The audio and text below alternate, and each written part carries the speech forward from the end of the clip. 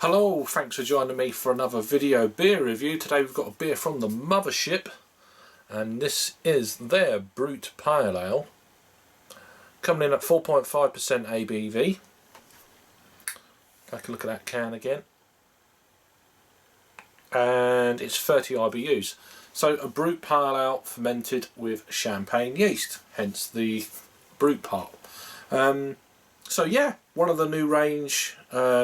The second batch of new beers that come out in Tesco's, August of 2019. I don't know, I think a few of my friends have reviewed this. Probably check out Dean's beer reviews for a start. He seems to get, I think he done a lot of the beers before I could even get my hands on them down here. So let's give it a pour. We'll get into what the brewery's about and the beer in a moment. So pouring it out, yeah, very light kind of looking, as you would expect, pale ale, almost like a lemony colour almost. Nice tightly packed bubbled head there. So yeah, quite a, well, just over a finger of tightly packed white head. Quite a lot of carbonation streaming through this beer. As you would expect, like almost like spritzy, like champagne, plenty of bubbles. So yeah, let this head go down a bit and then I'll give it a bit of a sniff. In the meantime, this is an all-female brewery. They are, doesn't actually, they've only got 5 beers. They were at the London Craft Beer Festival, but I just, like a lot of other breweries, I never got to them. Because there's just so many good breweries, and breweries that really good breweries I never got to, so it's just one of them things. But yeah, they've got 5 beers listed. They're all about promoting their champions. Champions are the brewery that champions women in craft beer. Essentially, I think that's fantastic. Does it want to load and tell me what other beers they've got while I let the head go down on the beer? They've got this one, obviously. They've got a watermelon goza with forage sea salt. Hyper Galactic, which is an IPA. Cardamom and Rose Summer Stout. And there's another one here listed, just Summer Stout, so whether that's the same one or not, who knows, but different ABV, so probably a different one. Yeah, so anyway, back to this beer then. The head's just kind of hung around. It's left a nice lacing as the head's gone down on this one, so let's get an aroma then. Yeah, and massively getting that kind of champagne-esque yeast. It reminds me of, is it Leon from Omipolo kind of aroma, which again was a champagne, I think it's a champagne yeast with pale ale as well. Before Brut was even, you know, invented as in the IPA craze, and they've actually spread it out to different styles of beer. And I've had one back last August, funnily enough, when a load of the guys, I think my good friend Peter had a Brut Pilsner, and that was fantastic. So this is my first actual Brut Pale Ale. Everything else has been IPA, and most of them have been a miss for me. There's been one or two that have been really nice, most of them like nah. So we'll see how we get on with this style. I'm waffling, aren't I? Let me just get rid of that a minute. I don't know why that's come up. There's a kind of a, like almost like pear drop, dry. Yeah, that dry pear drop.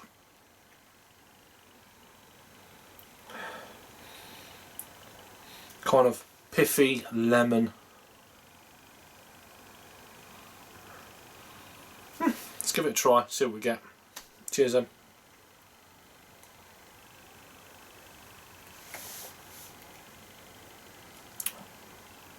I'm just waiting for the dryness to kick in. Definitely a lemon pear drop kind of vibe, piffy. Definitely getting the dryness now on the back end, as you do with any kind of beer with champagne yeast. £3 then in Tesco. This was canned on the 29th of July of 2019. Today's date is the 6th of September. So it's been in the can a little while. Best before the 24th of April of 2020. I've had this can probably about 2 weeks or so, in 2 or 3 weeks. So I'm going to revisit the large Tesco soon, just to see that there'll be a few others, hopefully, that I want to get my hands on that I didn't get on the first little trip.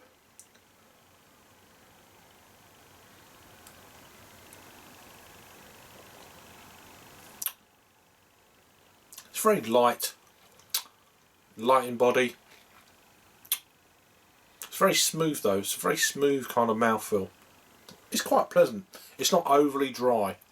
That's so far. I've had 2 or 3 mouthfuls. That's what I'm picking up so far. For me, it's not overly dry. I've had some IPAs that have just been like really kind of dry, and it just literally dries your mouth out, and it's not enjoyable.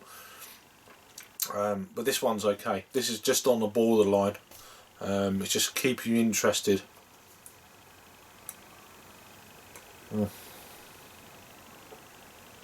That's not bad at all. That really isn't bad. Let me get the page back up. Yeah, very spritzery, as a commercial description, funnily enough, says, and you're definitely getting that champagne-y kind of. It's not as carbonated as a champagne, I would say. It's got obviously a little bit more body going on with it. Lemon drop, pear drop, a little bit of kind of light citrus vibe going on in there. It's nice, it's subtle. 4.5% pale ale. Yeah, I think that's where I am with it. The whole kind of Brut-esque inner style vibe. And I think it's working better for me in this kind of beer than an IPA, because bigger, bolder, then more yeast, more this, more that. For me personally, my palate and my taste buds and stuff, it doesn't work for me. A lot of people like this. It's almost like a Marmite kind of, or a Vegemite sort of vibe. Either you like it or you hate it, kind of deal. And I prefer this. This is probably up there for me with what's in it, the Brut part. In the top 2 or 3 that I've had. I've not had loads, but I've probably had like, I don't know, 8, 9, 10, something like that. And this is the first pale I've had with it, so. Simple, effective, does the job. £3 for a 440ml can. That's not bad at all. I don't know how this kind of concept being put out to the masses, how will that be received? It could be a little bit potentially too much. If say you're new to craft beer, literally coming into craft beer with all these new beers that come out in Tesco's for the first time, think, oh, let me try a pale ale, let me try this, and you buy that. I don't know. It's one of them beers, if you're new to it all, go out and try it for yourself. £3. Okay. To some people that might be a bit expensive, but then you look at, there's a whole conversation there. I'm not going to go there now. I was, but I was like, nope. So that'll be another half an hour. So let's just wrap this review up then. It's decent. It's a decent beer. Very lemony kind of. It's almost like a slight kind of apple core. Citrusy, but not in a bad way. Touch of citrus. very pleasant beer. For me, then, I'm going to give this a. It's a nice beer. I'll give it a 7 out of 10. Yeah, it's worth picking up for sure. Would I pick it up again? Yeah, I mean, I'd like to try this on draft. Actually, it'd be great to. You know, I'm kind of kicking myself now.